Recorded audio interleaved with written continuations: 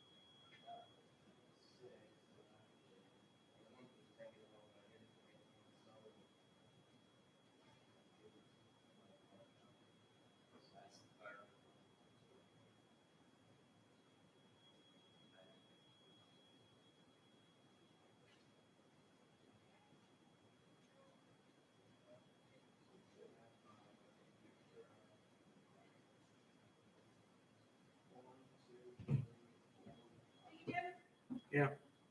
Francine from the Word of Moses is on the phone.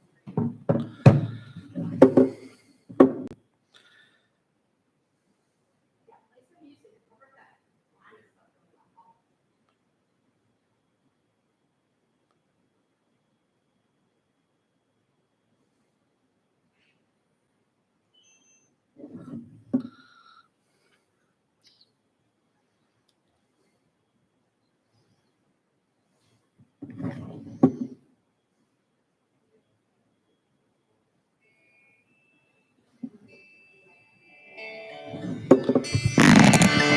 O sacred head surrounded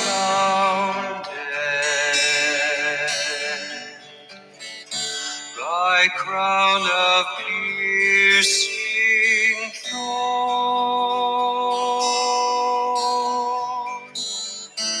O bleeding head so wounded, reviled and put to scorn. O comely Nazarene,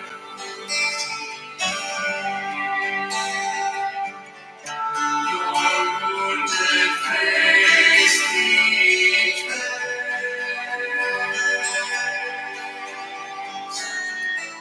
Let angels adore you, and tremble as they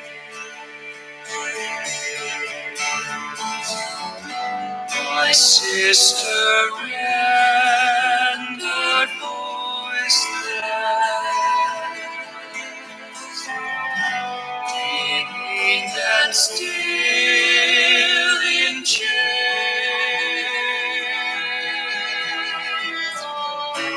my brother still exploited,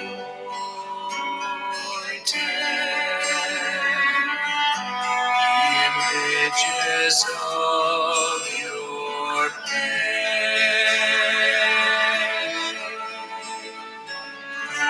Life-giving God.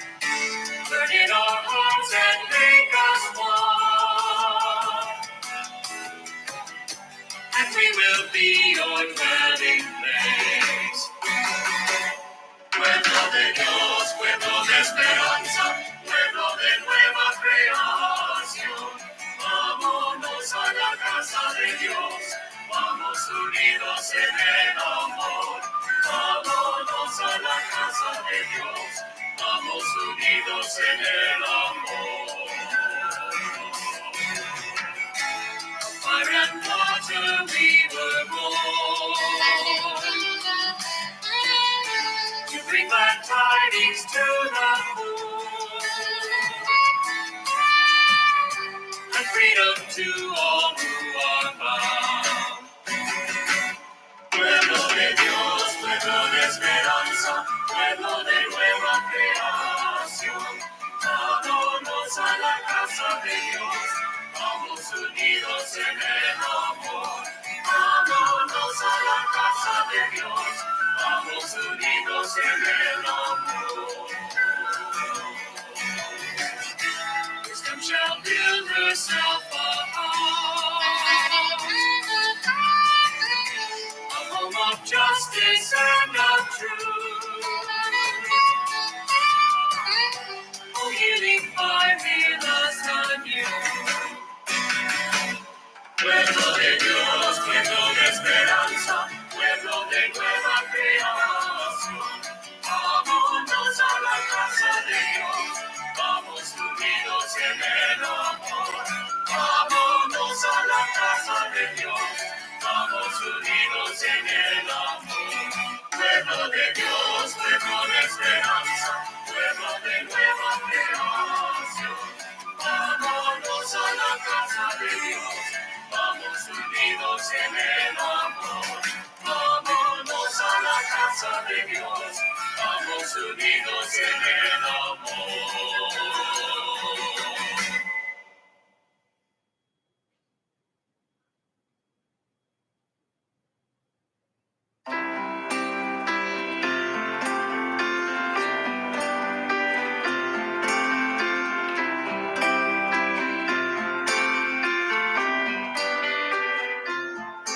My soul is thirsting, my body pines for you. My heart is longing. Your love is better than life itself. You are the God who upholds me. You are the God whom I see.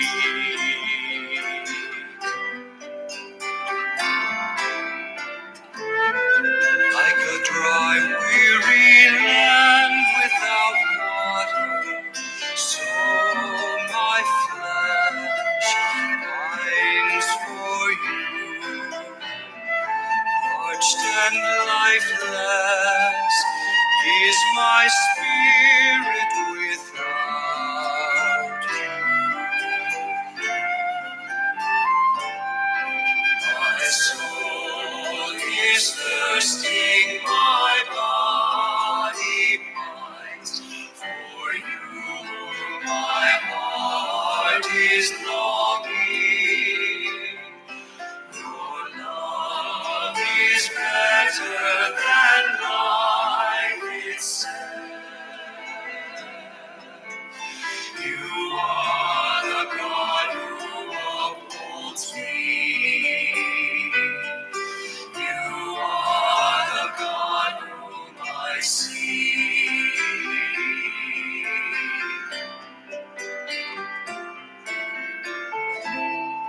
I will bless you as long as I live.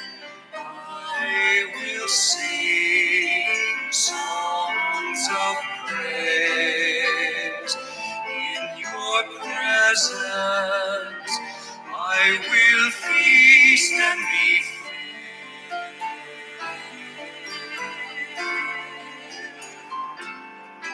My soul is thirsting, my body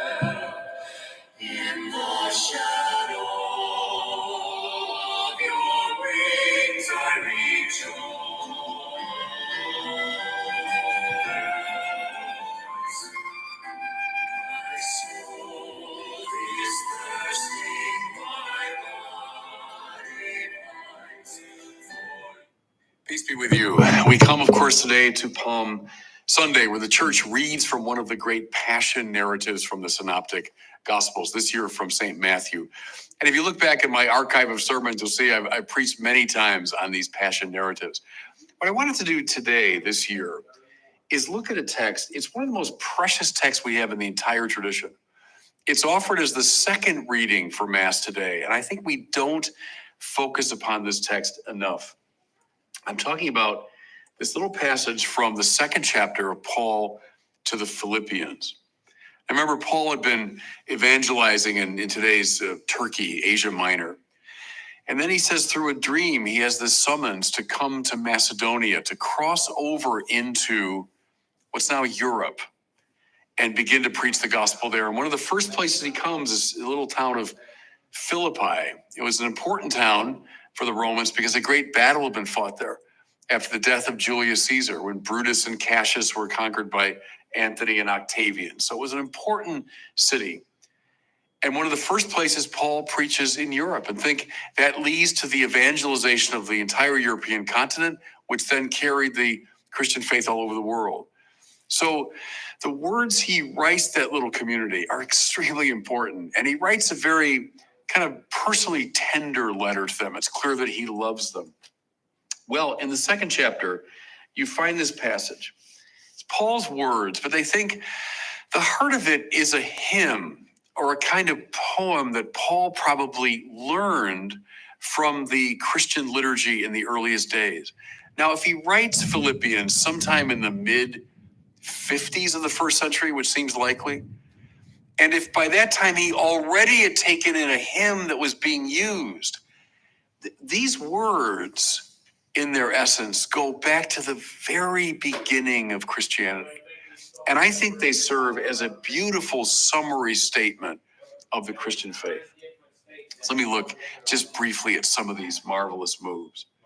Paul says, Christ Jesus, Christos Jesus in his Greek, but in his Hebrew mind, he would have been thinking, Mashiach Yeshua, Jesus, the anointed one.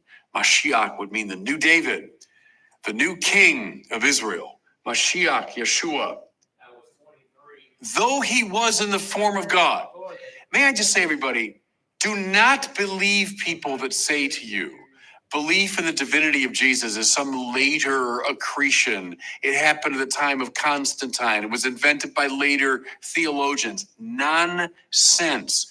One of the earliest texts we have about Mashiach Yeshua, about Christos Jesus, one of the earliest texts we have says he was in the form of God. Truly human, of course, but in the form of God. Don't think that later on Christians made this up. Nonsense. So, though he was in the form of God, he did not regard equality with God something to be grasped. Now, notice something very interesting here. Well, who's this God who's the equality with whom he's not grasping? Well, there must be another who's also God. Don't believe those who say, oh, the Trinitarian doctrine, that's a later invention, centuries afterwards. Nonsense. From this very early text, we have the Father who is God, the Son who is God, but the Son who says, I'm not grasping at equality with the Father, but rather he emptied himself, taking the form of a slave. The Son who's in the form of God, the Son who is divine, empties himself willingly. The Greek there is the term kenosis. He empties himself willingly and takes the form of a slave. It's marvelous here, then, everybody. What does the power of God look like? It doesn't look like domination. It doesn't look like someone clinging to prerogatives. But the power of God is expressed precisely in a willingness to empty oneself out of love. taking the form of a slave, coming in human likeness. A slave, they knew what slaves were. Slavery was everywhere in that society.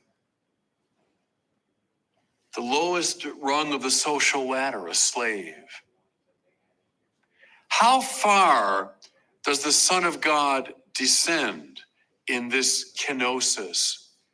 As he does not deem equality with the Father a thing to be grasped at or held onto, but rather emptied himself, how much?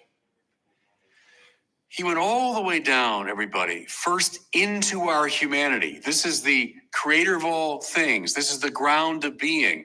This is the sheer act of existence itself, who out of willing love empties himself and enters into our lowly humanity. But more to that, not becoming a king or a potentate or a rich man, but rather becoming like a slave, like a servant,